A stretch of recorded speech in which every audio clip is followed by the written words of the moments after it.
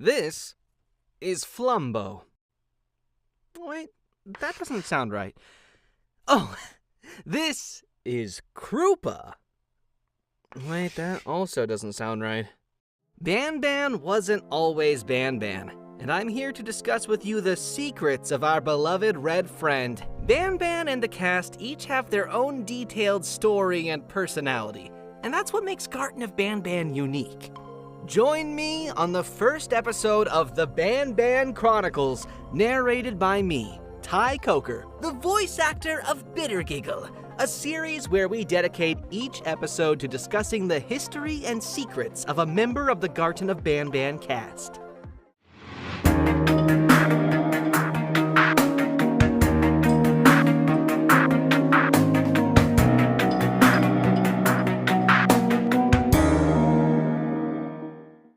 If you decide to go and sift through the game files of any Banban game, you might notice something strange.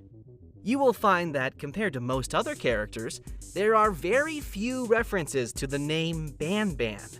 This is because the name Banban actually came very late into development. You will have much better luck looking for files that reference the name Flumbo. This is the first name that was given to our pancreas-loving red dude, and from there, what later became known as Garten of Banban was once Flumbo and Friends, with Flumbo himself actually being the third character to be designed and sketched of the original 6, not the first, despite later becoming the main character of the series. However, feeling Flumbo and Friends were too unremarkable of names, Flumbo was then renamed to Krupa. And from there, the Garten of Krupa was born, a name that you can still view at older archives of the Steam page. But at one point a little closer to release, we decided to change the name from Krupa to a much more catchy Banban, appropriately resulting in the final name of this new game being Garten of Banban as we know it today.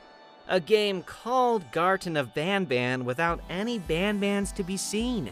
Because as you might know, Banban is actually absent from Garten of Banban 1. But what if I told you that that wasn't always the case? And that the final game where you only meet Opilabird and Jumbo Josh was the final version of the game script with 2 scrapped versions before it. With one involving just Stinger Flynn, if you might recall from our devlogs, and the other, and also very first script, involving only both Jumbo Josh again, and none other than Banban himself. This version of the script starts out very similarly to the Garten of Banban 1 that we know today. You enter Banban's kindergarten as a parent looking for their missing child, and are subject to a few puzzles that need to be solved in order to proceed. Only this time, there would be no eggs to be collected for Opilabird, since she simply wasn't scheduled to make an appearance in this version of the script. In place of Opilabird, you'd be stalked throughout the kindergarten by Banban, without ever getting a clear view of him. Think Opilabird staring at you from behind the wall, only with Banban, and it happening much more frequently. So, if there was no Opilabird, does that mean that for the majority of the game you were supposed to just be solving puzzles while being stalked? Well, no, not really. With every version of the script came a new design for the map that would better fit the story. The kindergarten of the version of the script where you're being stalked by Banban was meant to be much smaller, with the second half of the game taking place inside the actual facility. This is why if you watch one of these videos that fly around the map of Garten of Banban 1, you may notice that there's a small room underneath where Jumbo Josh attacks you in the original game. He wasn't scripted to attack the elevator in this version of the script. Instead, you'd safely make it to the underground facility where you would continue to be stalked by Banban for a little more. For the most part, this was Banban's role in this version of the script. And as for Jumbo Josh, well, you'll have to wait for the Jumbo Josh Secrets video where Jumbo Josh's role in this version of the script is revealed. Stay tuned for that. Of course, as you may know, this was later changed to making the player first enter the underground facility in Garten of Banban 2. The Euphoric brothers felt that the ending in the final script where you get attacked on the elevator made for a much better cliffhanger. But what do you think? Let us know your thoughts about this version of the script in the comments below. I'm going off script here for a second to say I will actually be looking at the comments about that, so let me know what you think. I'm very curious. Speaking of the Euphoric Brothers, did you know that Banban is voiced by Geppo, the purple of the Euphoric Brothers? And like most of the other Garten of Banban characters that speak during the games, Banban has some unused voice lines. 2 to be exact.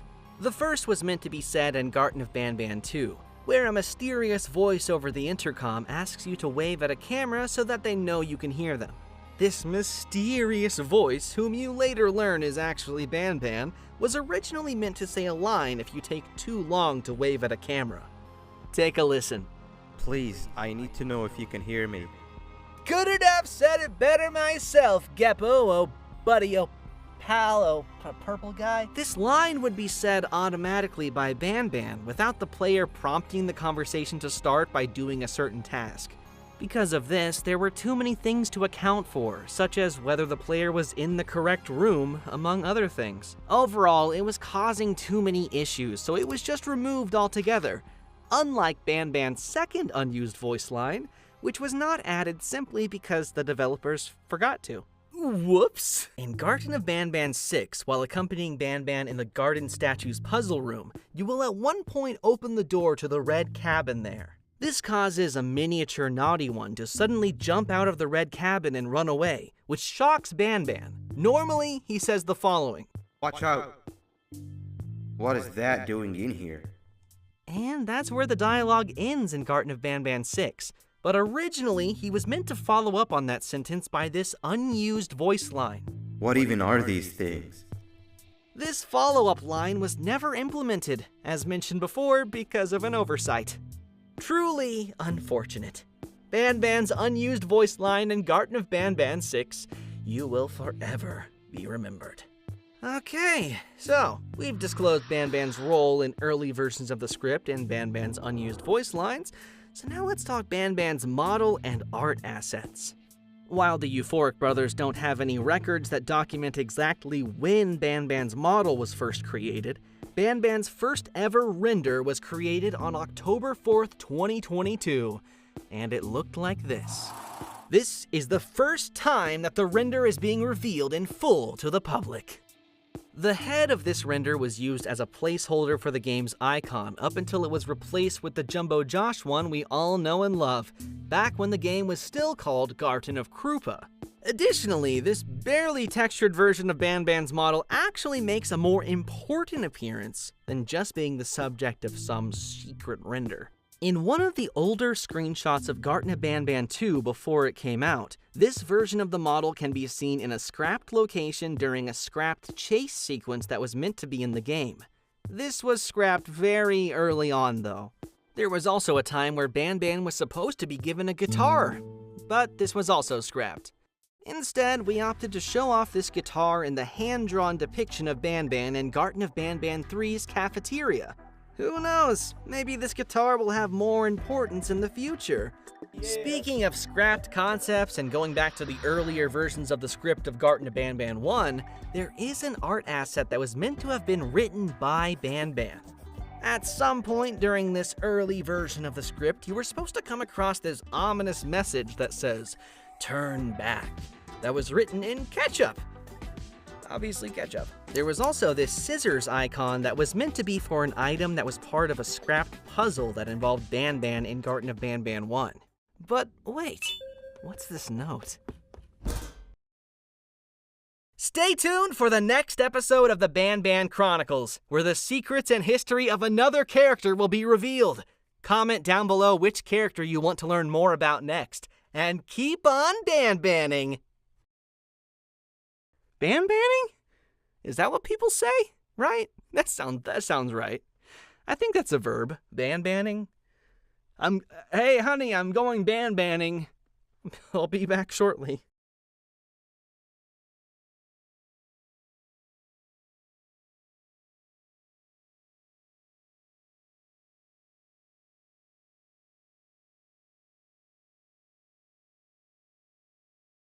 Deep within the lower levels of Banban's kindergarten, there exists a very mysterious and intelligent monstrosity. A monstrosity so rich with knowledge about Givanium, it became obsessed with what could be done with the substance. And that monstrosity is the Surgeon, as it was codenamed when it was first created. Oh wait, it was given a name at one point. The name of the monstrosity is Fuchsia. Wait, no. The name of the monstrosity is Syringin. To say that Syringin changed a lot during development would be an understatement, and I'm here to discuss with you the secrets of our beloved Surgeon. The Garten of Banban cast each have their own detailed story and personality, and that's what makes Garten of Banban unique. Join me on the second episode of the Banban Chronicles, narrated by me, Ty Coker, the voice actor of Bitter Giggle, a series where we dedicate each episode to discussing the histories and secrets of a member of the Garten of Banban cast.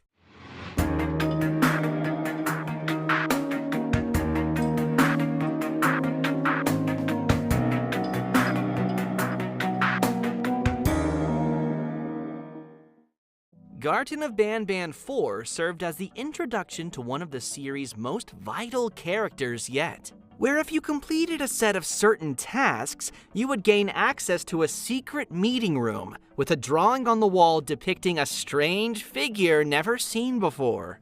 And that figure was Syringin, a four-armed, fuchsia-colored, surgeon-like figure whose name consisted of a portmanteau of the words syringe and surgeon.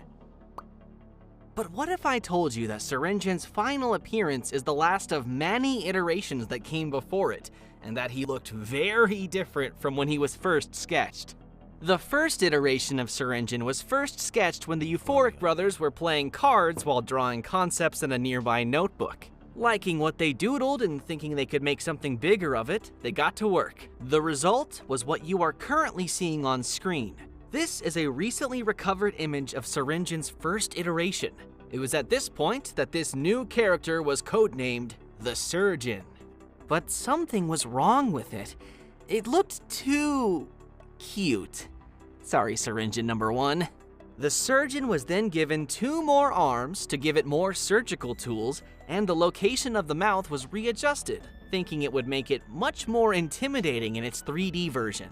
One of these surgical tools was originally going to be a knife or a scalpel, which was then replaced with the mechanical grabbing hand, as it didn't make sense to not give him any way of grabbing objects.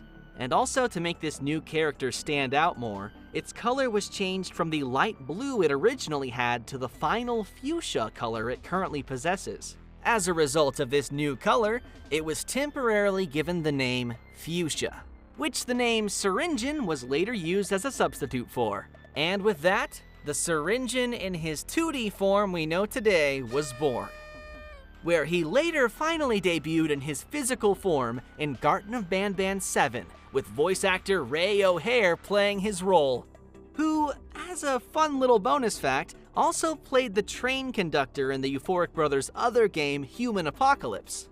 But going back to Syringin's 2D form, you might notice something strange that was quickly pointed out by many fans when Syringin's mural was first seen by the public. Take 5 seconds to try and see why Syringin looked off compared to all other wall murals of the franchise. Do you see the problem yet? Huh? Do ya? Huh? That's right. Syringin's eyes were brown, and he was the only one of all other characters that was like this. But rest assured, this has nothing to do with lore.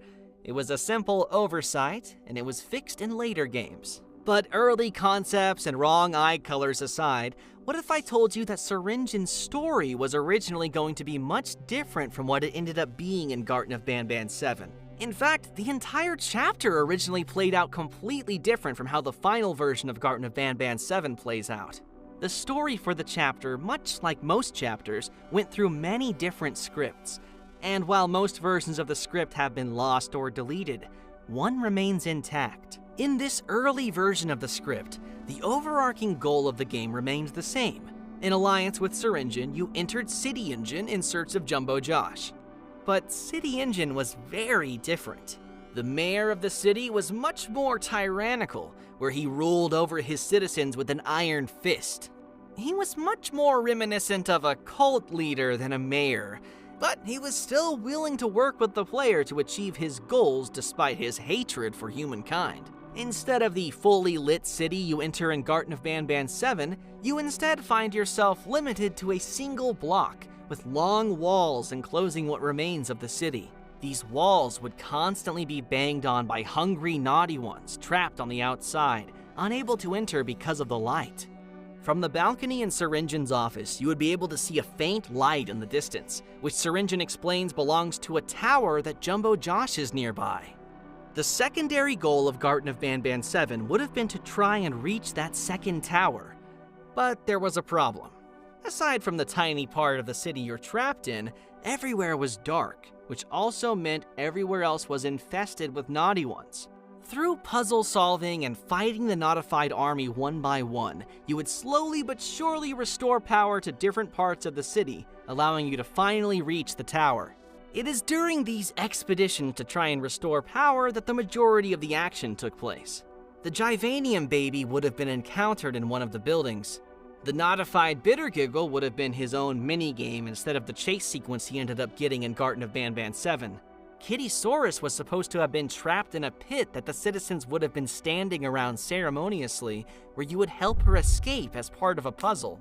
A sequence where you enter a courthouse and Sheriff Toadster judges you for your crimes, before the lights go out and the entire building is swarmed with naughty ones. But most interestingly, a crazed Sheriff Toadster was scripted to trap you inside of a grocery store, inside of which you would have had to get a phone to work, where you call Syringin for help, after which he sends a loud contraption to scare the crazed sheriff away. Not notified, but crazed. This contraption would dramatically slide towards you through the darkness, which turns out to be a loud mobile power generator. After escaping the grocery store, you would use this generator to play a mini-game where you push the generator into dark blocks of the city. Once activated, it would light up the area temporarily, giving you some time to enter and scavenge the nearby buildings for supplies that would allow you to fix power boxes that would light up the area permanently. But you gotta do it quickly because the generator only stays on for a few minutes, and if it deactivates, the block goes dark again and it would require you to reactivate it again manually. So if it goes dark while you're scavenging in a building, too bad. What you are seeing on the screen right now is an unused location that was meant to be one of those blocks that you restore the power to. There were 3 blocks that this needed to be done for, and when all 3 were successfully done, that's when you finally reach the tower you could see from Syringin's balcony. But once you make it to the tower, you discover that Jumbo Josh is suspiciously nowhere to be seen. Upon returning to Syringin, his true plans are revealed when you return to find him in a scrapped location that was meant to be the city's public park. You find him standing on a platform raised high above ground. This is where the conversation between Syringin and Sir Dadadoo would have originally taken place. And after tricking and trapping Sir Dadadoo with the scepter piece, he gives a villainous speech explaining how he used you to do the hard part and get enough power delivered to the city to get the machine that's trapping Jumbo Josh to work, before the center of the platform opens and an elevator holding a chained Jumbo Josh is raised from the ground. And this is where the chapter concludes as it was originally meant to end. As with the last Banban Chronicles episode, please do let us know your thoughts about this original version of the script. This sequence of events turned out to be much cooler on paper than it was a playable experience, and that's why this version of the script was scrapped for the most part. But wait, what's that in the distance?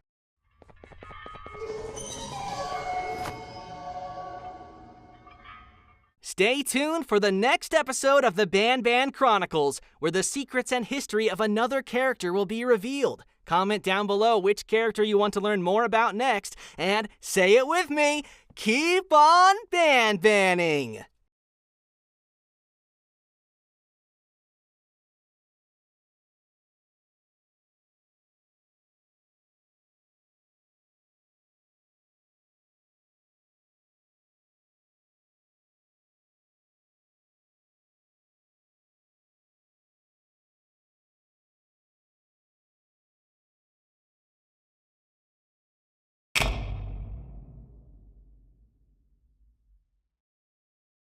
This is Oscar Star. Hold on, this is a jellyfish we're talking about. How is he a star? Nah, this is Stinger-Uno. Wait, that's not the official name? Stinger Flynn, as with the majority of the Garden of Banban characters, has a rich history of how he came to be, and I'm here to discuss with you the secrets of our beloved psychic jellyfish. The Garden of Banban cast each have their own detailed story and personality, and that's what makes Garden of Banban unique. Join me on the 3rd episode of the Banban Chronicles, narrated by me, Ty Coker, the voice actor of Bitter Giggle, a series where we dedicate each episode to discussing the history and secrets of a member of the Garden of Banban cast.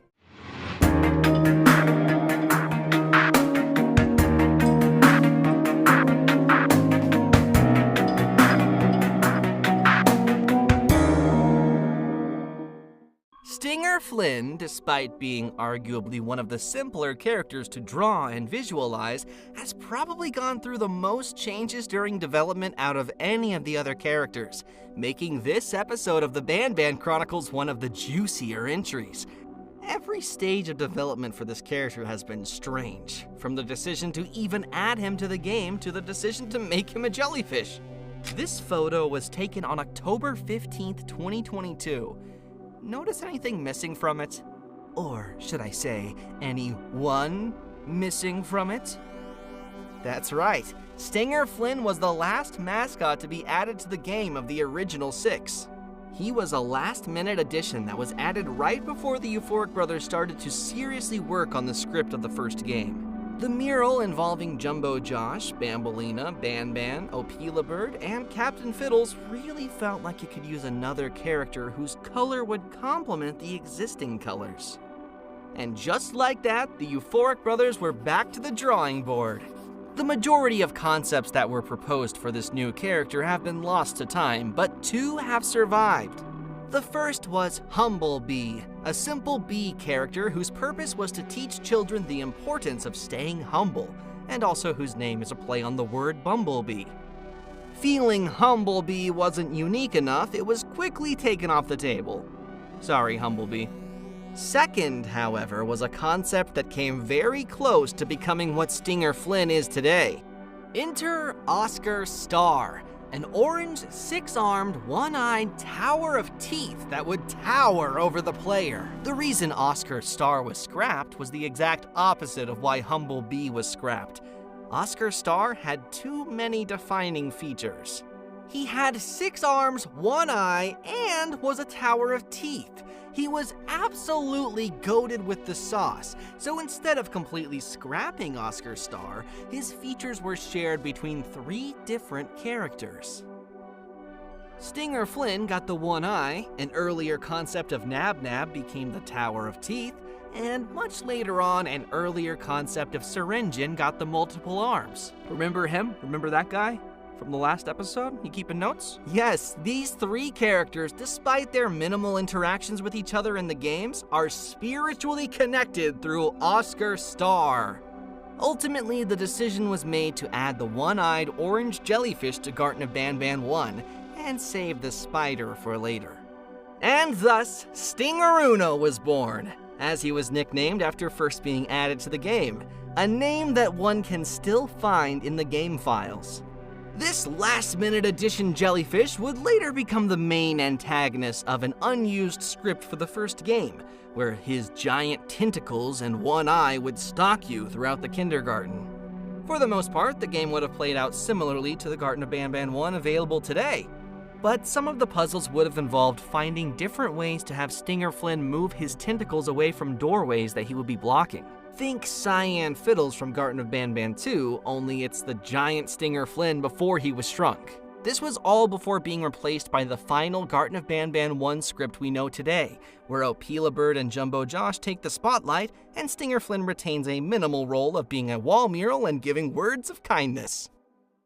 If you compare the Stinger Flynn that you can see now on the Garden of Banban 3 poster to the one that you actually see in the games, you might notice a few differences. The eye on the model of the poster is less circular and more rectangular in shape, and Stinger Flynn actually has mistakenly 8 arms here. A mistake that the Euphoric brothers made sure not to repeat when creating the model for Stinger Flynn in Garten of Banban Punch Rush. This version of Stinger Flynn that you see on the poster is actually a very early version of the same model created during the development of Garten of Banban 2, and later updated during the development of Garten of Banban 3. The eye was made rounder and the number of arms were reduced to 6 to accommodate the 6-legged wall mural. 2 decisions that actually turned out to be very helpful during development.